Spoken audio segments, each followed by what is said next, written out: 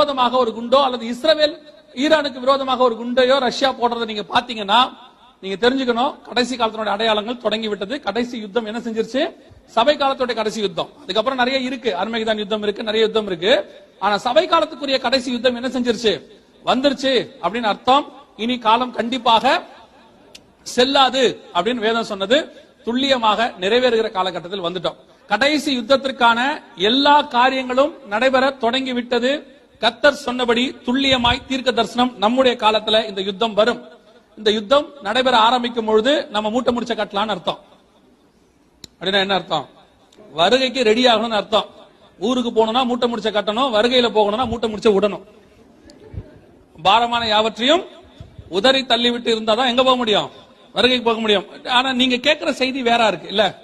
கர்த்தர் உங்களுக்கு அது தருவா இது தருவா கேட்டுக்கிட்டே இருக்கிறீங்க. இப்ப நாம சொல்றது அதுக்கு எப்படி இருக்குது? ஆப்போசிட்டா இருக்கு. ஒருவேளை உங்களுக்கு அதை பிடிக்காம கூட இருக்கும், வேற வழி இல்ல, இதான் நடக்கும். வேற என்ன செய்ய முடியும்? சத்தியத்தை தானே சொல்லணும். நம்மளும் சொல்லலாம், அழகா சொல்லலாம். நீங்கள் பலுகி பெருகுவீர்கள், இந்த வாசலில வெளியே போகாதபடிக்கு கர்த்தர் உங்களை பலுகி பெருக பண்ணுவான்னு சொல்லலாம். ஆனா அது பொய்யா போயிரும். சரியா? அதனால அதுக்கு சில ஆட்கள் இருக்கிறாங்க, அதுவும் தேவைதான், அவங்களும் சொல்லிட்டு போவாங்க. ஆனா அது நடக்குதோ இல்லையோ, இது